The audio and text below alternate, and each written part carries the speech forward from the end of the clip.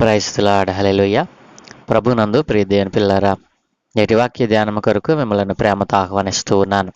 నేటి వాక్య ధ్యానముగా 86వ కీర్తన మొదటి నుండి చదువుకుంటూ ధ్యానం చేసుకుందాం. దావీదు కీర్తన. యెహోవా, నేను దీనుడను దరిద్రుడను, చెవియొగ్గి నాకు ఉత్తరమేమో. నేను నీ భక్తుడను, నా ప్రాణము కాపాడము. నా దేవా, నిన్ను నమ్ముకుని ఉన్న నీ సేవకుని రక్షింపుము. ప్రభువా, దినమెల్లా నీకు మొరపెట్టుచున్నాను, నన్ను కరుణింపుము. ప్రభువా, నా ప్రాణము నీ వైపునకు ఎత్తుచున్నాను, నీ సేవకుని ప్రాణము సంతోషింపజేయము. ప్రభువా, నీవు దయాళుడవు, క్షమించుటకు సిద్ధమైన మనస్సు గలవాడవు. నీకు మొరపెట్టు వారందరి ఎడల కృపాతిశయము గలవాడవు. యెహోవా, నా ప్రార్థనకు చెవియొగ్గుము, నా మనవుల ధ్వని ఆలకింపుము. నీవు నాకు ఉత్తరమిచ్చువాడవు గనుక నా ఆపత్కాలమందు నేను నీకు మొరపెట్టెదను. ప్రభువా, నీవు మహత్యము గలవాడవు, ఆశ్చర్య కార్యములు చేయువాడవు. నీవే అద్వితీయ దేవుడవు. ప్రభువా, దేవతలలో నీ వంటివాడు లేడు. నీ కార్యములకు సాటి అయిన కార్యములు లేవు. నీవు సృజించిన అన్యజనులందరూ వచ్చి నీ సన్నిధిని నమస్కారము చేయుదురు, నీ నామమును గణపరచుదురు. యెహోవా, నేను నీ సత్యము అనుసరించి నడుచుకున్నట్లు నీ మార్గమును నాకు బోధింపుము. నీ నామమునకు భయపడినట్లు నా హృదయమునకు ఏకదృష్టి కలుగచేయము. నా పూర్ణ హృదయముతో నేను నీకు కృతజ్ఞతాస్తుతులు చెల్లించెదను, నీ నామమును నిత్యము మహిమపరిచెదను. ప్రభువా, నా దేవా, నా ఎడల నీవు చూపిన కృప అధికమైనది. పాతాళపు అగాధము నుండి నా ప్రాణమును తప్పించి ఉన్నావు. దేవా, గర్విష్ఠులు నా మీదికి లేచి ఉన్నారు. బలత్కారులు గుంపు కూడి నా ప్రాణము తీయజుచ్చుచున్నారు. వారు నిన్ను లక్ష్యపెట్టని వారై ఉన్నారు. ప్రభువా, నీవు దయాదాక్షిణ్యములు గల దేవుడవు, దీర్ఘశాంతుడవు, కృపాసత్యములతో నిండిన వాడవు. నా తట్టు తిరిగి నన్ను కరుణింపుము. నీ సేవకునికి నీ బలము అనుగ్రహింపుము. నీ సేవకురాలి కుమారుని రక్షింపుము. యెహోవా, నీవు నాకు సహాయకుడవై ఉన్నా నన్ను ఆదరించుచున్నావు. నా పగవారు చూచి చిగ్గుపడినట్లు శుభకరమైన ఆనవాలు నాకు కనపరచుము. ఆమెన్. ప్రభునందు ప్రియదేని పిల్లరా, చదువుకొనబడిన లేఖ నిమిత్తమే ప్రార్థన చేద్దాం. దయగలిగిన మా ప్రియ పరలోకపు తండ్రి, సజీవుడు అయిన దేవా, గొప్ప దేవా, మీ ఘనమైన ఉన్నతమైన నామానికి స్తోత్రాలు నాయన. ఏ మంచి లేని మా జీవితంలో మరొక నూతన దినాన్ని అనుగ్రహించినందుకే స్తోత్రాలు తండ్రి. ఈరోజు మీ లేఖన భాగమును మేము ధ్యానం చేయబోతూ ఉండగా చదువుకున్న ఈ భాగమును మా కొరకు దీవించండి. దీనిలో నుండి కొన్ని ఆత్మీయ పాఠాలు మీరే మాకు బోధించి నేర్పించి మహిమ తెచ్చుకోమని యేసునామమున అడుగుచున్నాము తండ్రి. ఆమెన్. ప్రభునందు ప్రియ దేవుని పిల్లరా, ఈ 86వ కీర్తన ఈ తృతీయ స్కంధములో మరి ఒకే ఒక కీర్తన దావీదు భక్తుడు రాశాడని శీర్షికలో మనం చదువుకున్నాం. ఈ 86వ కీర్తనను దావీదు భక్తుడు రాశాడు. ప్రియదేని పిల్లరా, ఈ కీర్తనకు మనం పేరు పెడితే గనక ఇది ప్రార్థనా కీర్తన. ప్రియదేని పిల్లర, ఇందులో దావీదు తన వ్యక్తిగత ప్రార్థన చేయడమే కాకుండా మనము మన ప్రార్థనలకు జవాబులు ఆశించాలంటే తగిన ఆధారాలను కూడా మరి ఇక్కడ కీర్తనలో దావీదు భక్తుడు చూపుతూ ఉన్నాడు. వాటిని మనం జాగ్రత్తగా గమనించినట్లయితే మన ప్రార్థనలో ఈ విషయాలు ఉపకరిస్తాయి. ఈ కీర్తనలలో ఉపయోగించబడిన ప్రతి మాట మన ప్రార్థనలకు జవాబులు మనం పొందుకోవాలంటే వీటిని మనం ఉచ్చరించవలసిన అవసరత ఎంతైనా ఉంది అని మనకు తెలుస్తుంది. దేవుడు తన ప్రార్థన వినాలి అనేందుకు దావీదు ఇస్తున్నటువంటి మొదటి కారణం ఏంటంటే తనకున్నటువంటి అత్యవసరతలో దేవునికి ప్రార్థన చేస్తూ మరి గీతమెత్తి పాడుతూ ఉన్నాడు.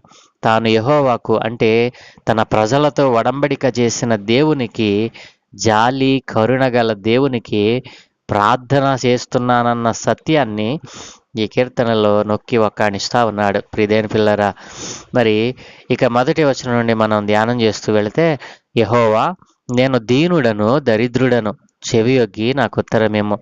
అబ్బా, ప్రియదేని పిల్లలు ఆలోచన చేశారా? ఇక్కడ ప్రార్థనను ఎలా ప్రారంభిస్తున్నాడు దావీదు భక్తుడు అని అంటే, నేను దీనుడను, నేను దరిద్రుడను, తనను తాను ఎంతగా తగ్గించుకొని ప్రార్థనను కొనసాగిస్తా ఉన్నాడు.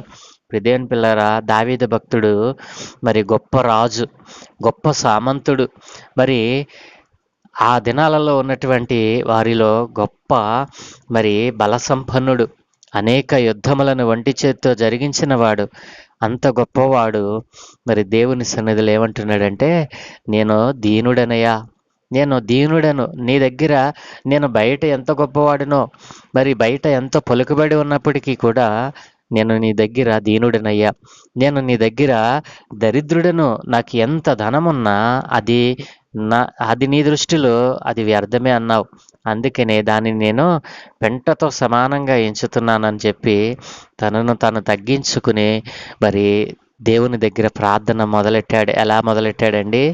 నేను దీనుడను దేవా, నేను దీనుడనయ్యా, నేను దరిద్రుడను, మరి నా నా ప్రార్థనకు నీవు చెవియొగ్గి ఉత్తరమేమో అని అంటూ ఉన్నాడు.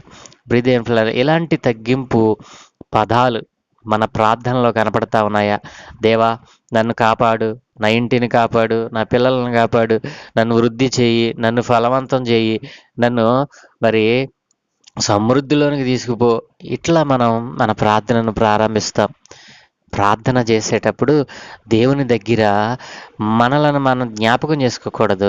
మన వెనుకున్నటువంటి ధనాన్నో, పలుకుబడినో, పేరునో ఆధారం చేసుకుని ప్రార్థనను ప్రారంభించకూడదు. ఇన్ని ఉన్నా మన వెనక, మన నెత్తి మీద, మన వెనక, మనలో ఎన్ని ఉన్నా అవన్నీ దేవుని దగ్గర సున్నా అని తెలుసుకోకపోతే మన ప్రార్థనలో తగ్గింపు అనేది కనిపించదు. ప్రియదేని పిల్లల, ఆలోచన చేయండి. దావీదు భక్తుడు ఎంత గొప్పవాడు, అయినా నేను దరిద్రుడను అని ప్రారంభిస్తా ఉన్నాడు. అలాగుననే నేను మరి దీనుడను అంటున్నాడు. ప్రియదేని పిల్లరా, అంత గొప్ప రాజే తగ్గించుకున్నప్పుడు నీకున్న కొద్దిపాటి ధనాన్ని మరి అనుసరించి నీ కొద్దిపాటి పేరును, ప్రతిష్టను ఆధారం చేసుకొని ఈ రోజున దేవుని దగ్గర నీవు ప్రార్థన చేస్తూ ఉన్నావు. నీ ప్రార్థనకు జవాబు రాకపోవడానికి కారణము ఒకవేళ ఈ తగ్గింపు లేకపోవడమేని బట్టే. కాబట్టి ప్రియదేని పిల్లరా, తగ్గింపుతో ప్రార్థన చేసినప్పుడు, మనం తగ్గించుకున్నప్పుడు, మనము దేవుని ఎదుట సున్నా అని మనం ఎప్పుడైతే ఆలోచన కలిగి ఉంటామో అప్పుడు నిజమైన ప్రార్థన, నిజమైన హృదయములో నుండి, హృదయాంతరంగంలో నుండి మనకు నిజముగా కావలసినటువంటి ఆ యొక్క అవసరతను దేవుడు గుర్తిస్తాడు. మన ప్రార్థనను దేవుడు వినకపోవడానికి కారణం ఏంటంటే మన ప్రార్థనలో తగ్గింపు అనేది కనిపించకపోవడమే. కాబట్టి నీవు దేవునికి ప్రార్థన చేస్తా ఉన్నావా? నీ ప్రార్థనలో తగ్గింపు మరి స్వభావము కనబడతా ఉందా? నీలో అనేక సంవత్సరాలుగా నీవు ప్రార్థన చేస్తూ ఉన్నా నీ ప్రార్థనకు జవాబు రాకపోవడానికి కారణం ఏంటో తెలుసా? నిన్ను నీవు తగ్గించుకోవటం లేదు. దేవుని దగ్గర నిన్ను నీవు కనపరుచుకునే ఆ యొక్క పరిమాణము నీకు తెలియడం లేదు. దావీదు భక్తుడు ఈరోజు నీకు ఒక పాఠం నేర్పిస్తూ ఉన్నాడు. ఎంత గొప్పవాడు అయినా నేను దీనుడను అంటున్నాడు. ఎంత గొప్పవాడు, ఎంత ఐశ్వర్యవంతుడు అయినా నేను దరిద్రుడను అంటున్నాడు. ఇలాంటి తగ్గింపు మనస్సు నీలో ఉందా? నా ప్రియ సహోదరి, సహోదరుడా, ఎంత కాలం నుండి నువ్వు ప్రార్థన చేస్తా ఉన్నావు, అయినా నీకు ఒక్క ఆశీర్వాదం కూడా రాకపోవడానికి కారణం ఏంటో తెలుసా? నీకున్న కొద్ది దానిని చూసి నీవు అదిరిపడతా ఉన్నావు. నీవు దేవుని సన్నిధిలో ఉన్నావని, దేవుని అన్నీ ఇవ్వగలిగినటువంటి దేవుణ్ణి అడుగుతున్నావని గుర్తించకుండా నాకు ఇది ఉంది, నాకు అది ఉంది, నాకు ఇది మాత్రమే లేదని చెప్పి నీవు దేవుణ్ణి అడుగుతా ఉన్నావు. నీకేది ఇవ్వాలో సర్వమును అనుగ్రహించగలిగిన దేవునికి తెలియదా? కాబట్టి నీలో ఆ తగ్గింపు లేకపోవడం బట్టే నీ ప్రార్థనకు జవాబు రావడం లేదు.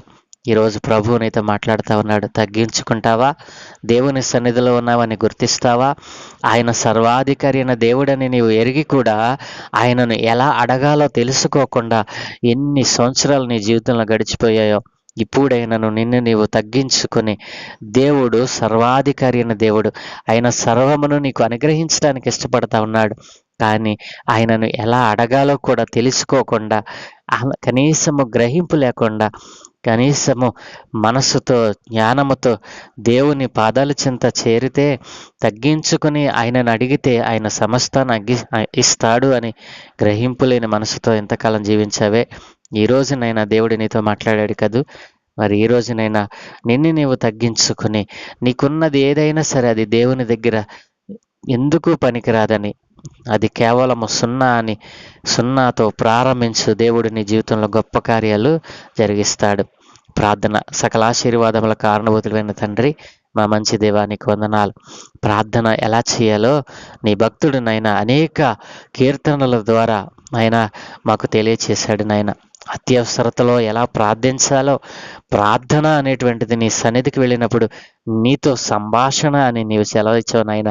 నీతో మాట్లాడేటప్పుడు చాలా జాగ్రత్తగా మాట్లాడాలని.